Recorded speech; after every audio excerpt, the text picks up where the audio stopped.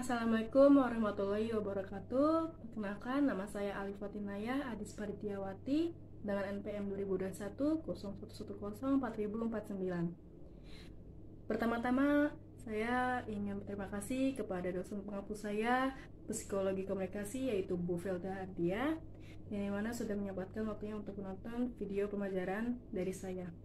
Yang dimana kali ini saya akan membahas apakah itu psikologi komunikasi. Menurut sejarah perkembangannya, komunikasi telah menjadi subjek penelitian psikologi.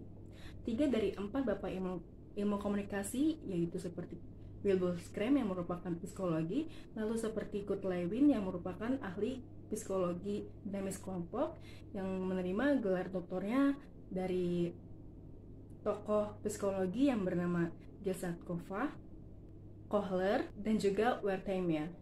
Paul Lagerfeld, pendiri ilmu komunikasi yang merupakan seorang psikolog yang dapat mengaruhi Sigmund Freud, yaitu bapak psikoanalisis. Menurut Carl E. Hoffland, ilmu komunikasi merupakan upaya sistematis untuk menyatakan dengan jelas prinsip transfer informasi serta pembentukan opini dan sikap.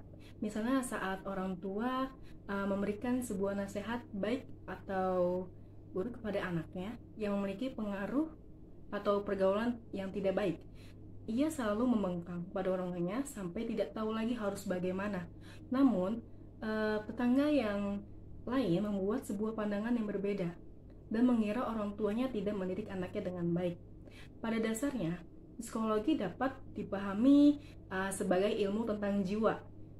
Asal bahasa psikologi berasal dari bahasa Yunani psikologi yang terdiri dari kata berarti jiwa dan logos atau ilmu.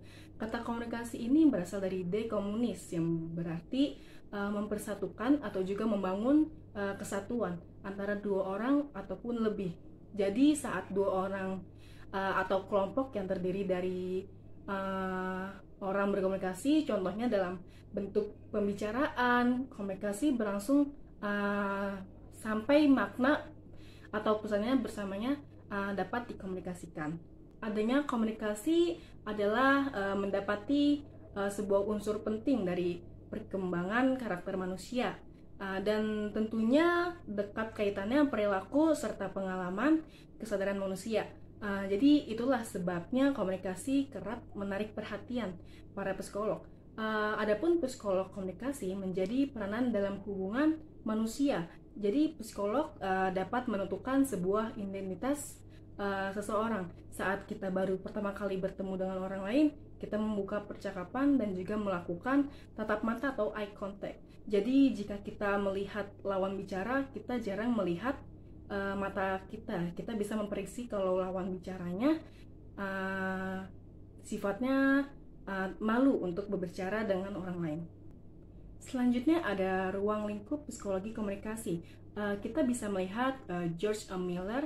Ia mendefinisikan psikologi komunikasi yakni sebagai ilmu yang mencoba menggambarkan, memprediksi peristiwa mental dan perilaku di dalam komunikasi.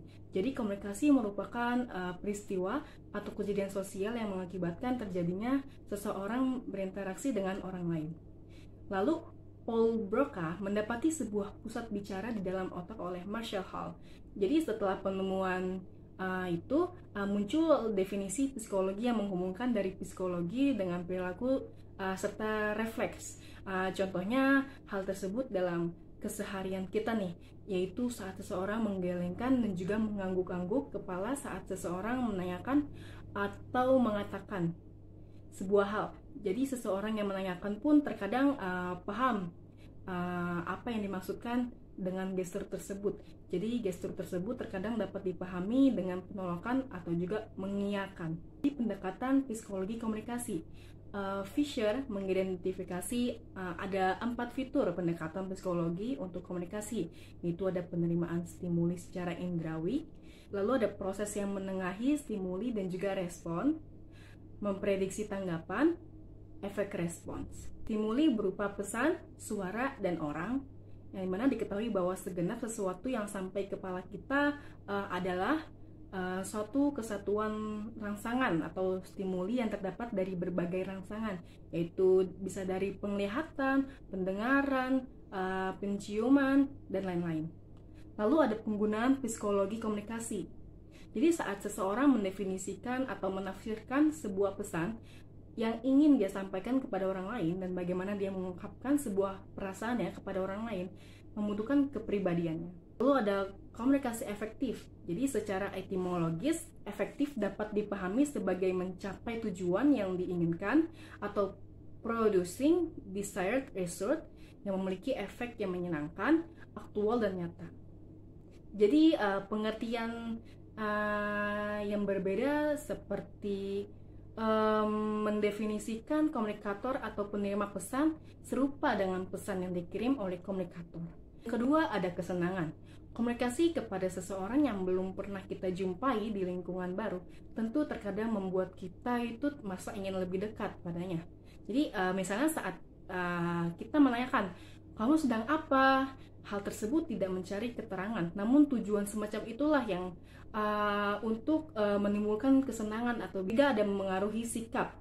Komunikasi tidak hanya untuk memberi dan juga menerima sebuah informasi, namun kita seringkali berkomunikasi untuk mempengaruhi orang lain. Lalu ada hubungan sosial yang baik. Komunikasi tentu juga harus mempunyai hubungan sosial yang baik. Manusia merupakan makhluk sosial yang tak akan dapat hidup dengan mandiri. Lalu ada tindakan juga. Jadi komunikasi sulit untuk menghasilkan pemahaman dan membuat